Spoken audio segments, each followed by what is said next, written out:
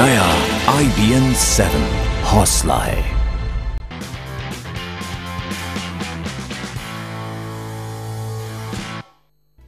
नमस्कार, स्वागत है आप सभी का IBN 7 में। मैं हूं आपके साथ किटी बहल। आप देख रहे हैं हमारा 7 बजे का बुलेटिन सुपरफास्ट न्यूज, जिसमें हम आपको दिखाएंगे आज की बड़ी खबरें सुपरफास्ट स्पीड में।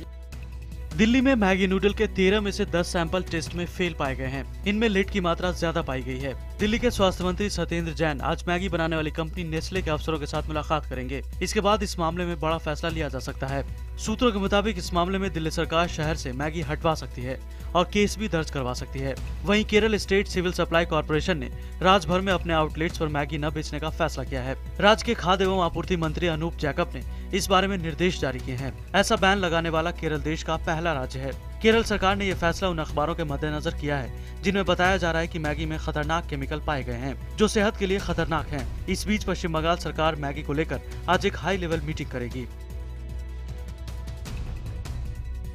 उधर यूपी के आगरा में कई मॉल पर छापेमारी हुई और मैगी के पैकेट जब्त किए गए। तो राजस्थान के नागौर में स्वास्थ्य विभाग ने नागौर से 1200 पैकेट मैगी के जब्त किए। साथ ही राज्य सरकार ने कहा कि सैंपल की जांच करवाई जा रही है। अगर लेट पाया गया तो राज्य में मैगी की बिक्री पर प्रतिबंध लगा दिया जाएगा। हरियाणा सरकार ने भी मैगी की जांच कराने का फैसला किया है।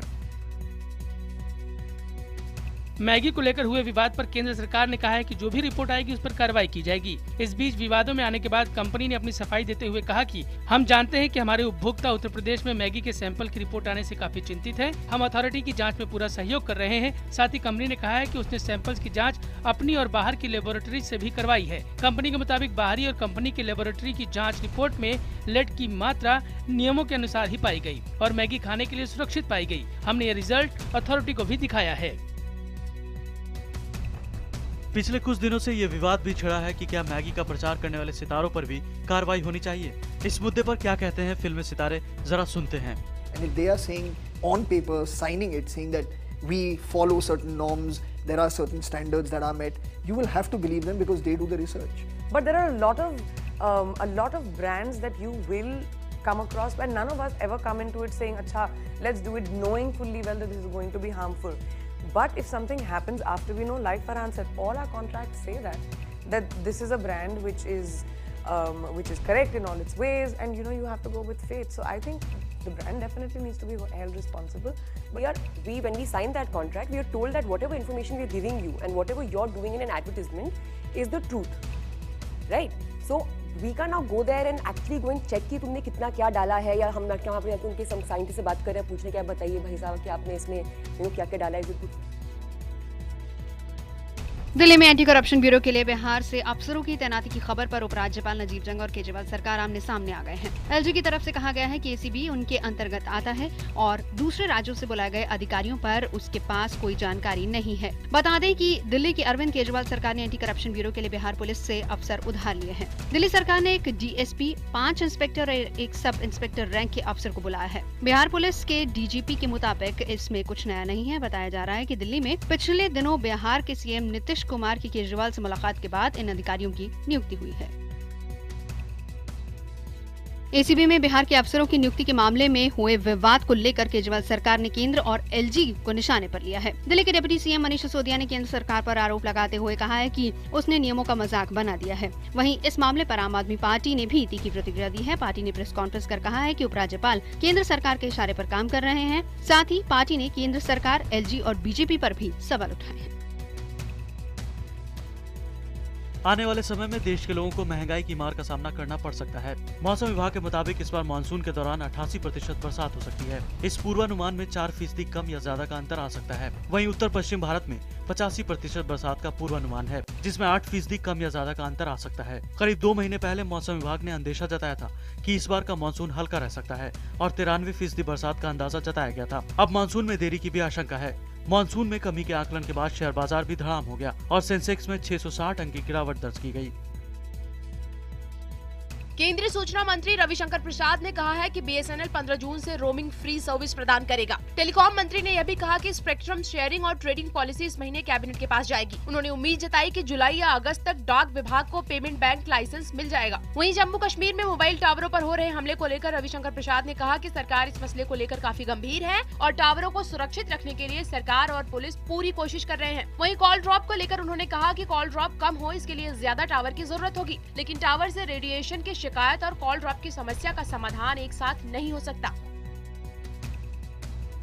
यूपी के लोक निर्माण विभाग मंत्री शिवपाल यादव ने जनता से वाहवाही लूटने के लिए अजीबोगरीब बयान दिया है।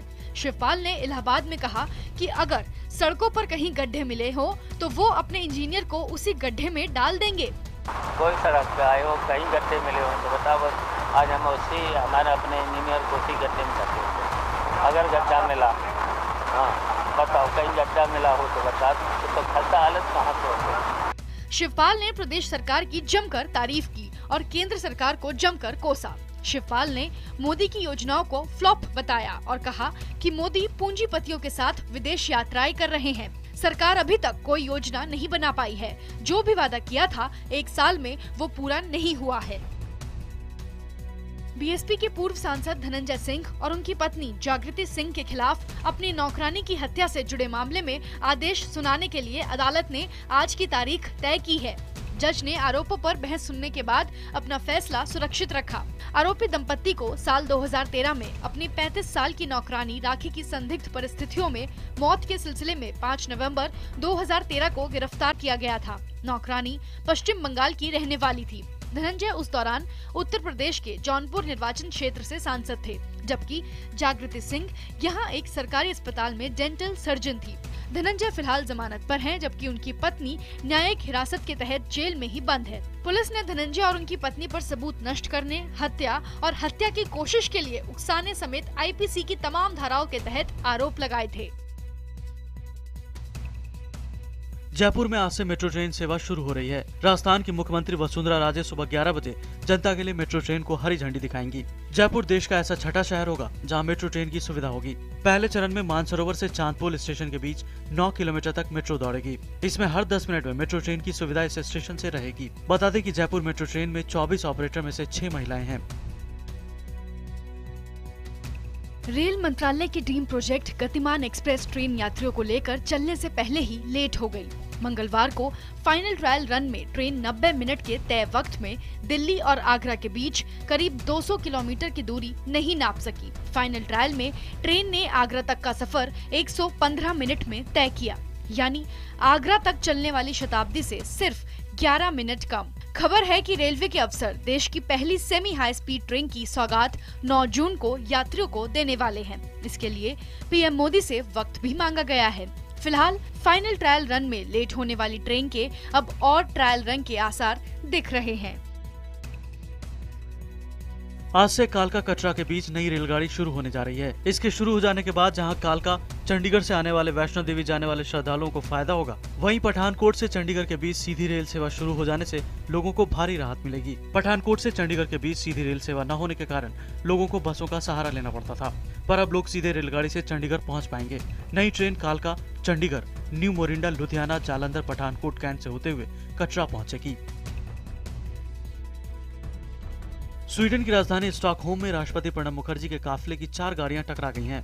इस सड़क हादसे में राष्ट्रपति प्रणब मुखर्जी सुरक्षित हैं, लेकिन 6 लोगों के जख्मी होने की खबर है। इस काफिले में स्वीडन की राजकुमारी भी शामिल थी। राष्ट्रपति के काफिले में 15 गाड़ी थी। इस काफिले की आखिरी 4 कारें आपस में टकरा गईं, जिसमें 6 लोग घायल हो गए। राष्ट्रपति प्रणब मुखर्जी 31 मई से स्वीडन और बेलारूस के सरकारी दौरे पर हैं। राष्ट्रपति 31 मई से 2 जून तक स्वीडन के दौरे पर थे।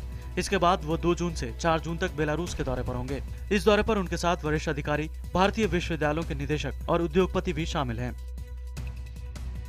मुंबई हमले के मुख्य आरोपी ज़कीउर रहमान लखवी समेत 7 आरोपियों की आज फिर एक पाकिस्तानी अदालत में सुनवाई होगी। पिछली सुनवाई के दिन 20 मई को इस्लामाबाद स्थित एंटी टेररिज्म कोर्ट ATC ने 7 गवाहों को बयान दर्ज कराने के लिए बुलाया था।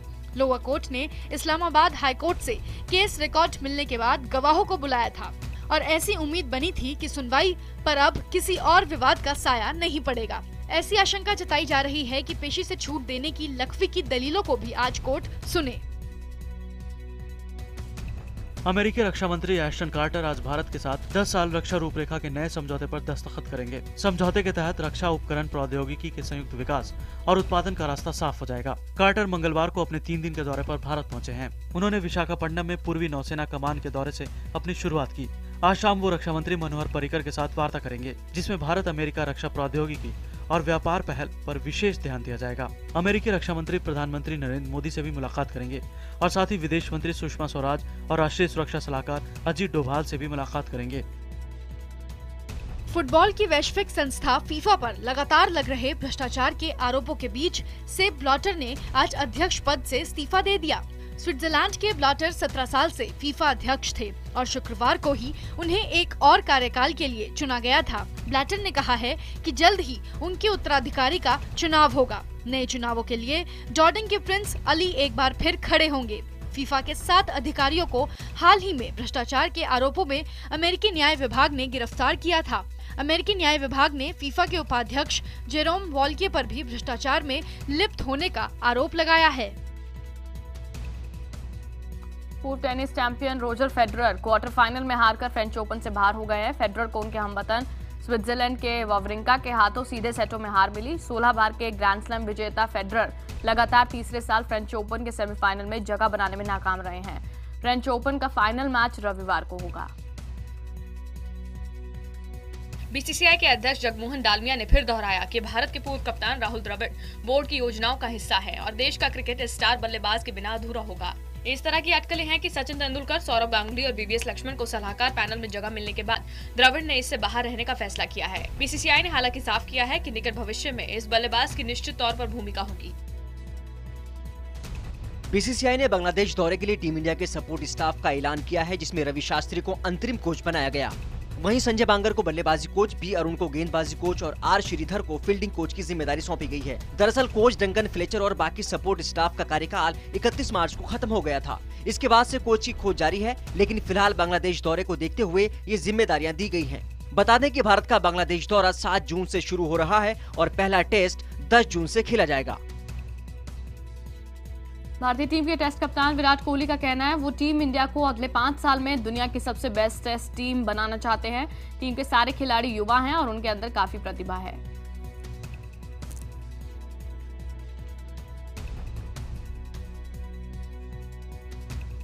फिलहाल यहाँ वक्त हो रहा है एक छोटे से ब्रेक का, लेकिन ब्रेक के बाद देखिए इराक में आईएस और सेना के बीच जारी जंग की क्रूरता का एक चौंकाने वाला वीडियो। इस वीडियो में शिया लड़ाके एक आईएस आतंकी को जिंदा जलाते दिख रहे हैं। बर्निंग अ यंग सुनी टाइटल वाली इस क्लिप में एक शख्स को उल्टा लटका दिखाया गया है और उसके नीचे आग जल रही है।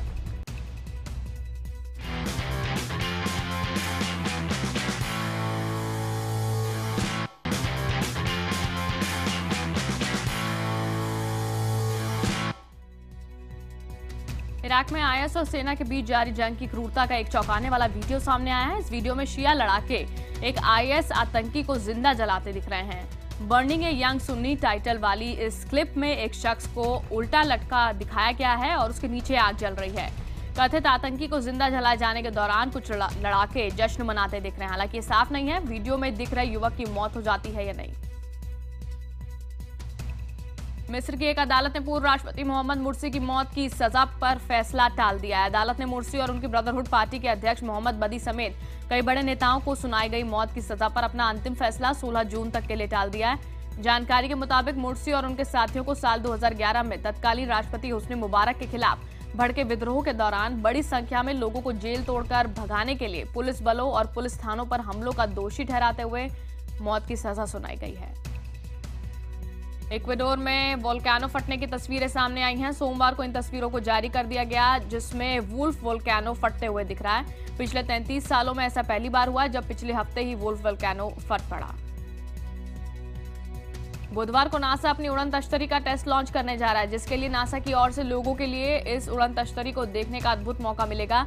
नासा बुधवार करीब 1:30 बजे इसका लॉन्च करेगा। इसके पहले नासा मंगलवार को इसका लॉन्च करने जा रहा था, लेकिन खराब मौसम की वजह से उड़ान को रोकना पड़ा। नासा इस यान को एक दिन मंगल पर उतारने की उम्मीद में है। रियलिटी टीवी कलाकार और 1976 के ओलंपिक विजेता ब्रूस जेनर के लिंग परिवर्तन के बाद वैनिटी फेयर मैगजीन ने उनकी फोटो छापी है। वैनिटी के कवर पेज पर ब्रूस जेनर की फोटो का टाइटल है कॉल मी कैटलिन। जेनर ने ट्विटर पर आने के बाद सिर्फ 4 घंटे में 1 मिलियन फॉलोअर्स जुटा लिए हैं। जेनर 65 साल के हैं। सुपरस्टार सलमान खान अपने प्रशंसकों को उनकी आने वाली फिल्म बजरंगी भाईजान के गाने सेल्फी ले ले के रिमिक्स में दिखने का मौका दे रहे हैं। बजरंगी भाईजान के पहले गाने में सलमान ढेरों सेल्फी खींचते नजर आते हैं। अब इस गाने का रिमिक्स बनाया जा रहा है और सलमान इसमें अपने प्रशंसकों को काम करने का मौका दे रहे हैं। सलमान खान ने अपने फैंस को ट्वीट कर इस बात की जानकारी दी। उन्होंने लिखा कि सलमान को भेजे सेल्फी, फिल्म में रोल पाएं। बॉलीवुड अभिनेता आमिर खान की फिल्म पीके ने चीन के बॉक्स ऑफिस पर रिकॉर्ड 1 करोड़ 35 लाख अमेरिकी डॉलर की कमाई की है। चीन के अखबार ग्लोबल टाइम्स के मुताबिक राजकुमार हिरानी की निर्देशन वाली पीके ने 22 मई को इसके चीन में रिलीज होने के बाद से अब तक चीन की सबसे बड़ी फिल्म समीक्षक वेबसाइटों में से एक douban पर 8.3 पॉइंट स्कोर किया है। इससे पहले साल 2009 में आमिर की 3 इडियट्स ने पूरे चीन में सफलता के झंडे गाड़े थे। कंगना रनौत और आर माधवन की रोमांटिक कॉमेडी तनु वेड्स मनु रिटर्न्स ने अपनी रिलीज के 2 हफ्तों के अंदर 165 करोड़ रुपए की कमाई कर ली है। इस फिल्म ने भारत में 129 करोड़ से ज्यादा कमाए हैं, जबकि विदेशों में 36 करोड़ से ज्यादा की कमाई की है। फिल्म तनु वेड्स मनु का सीक्वल है और दर्शकों ने इसे खूब पसंद किया है।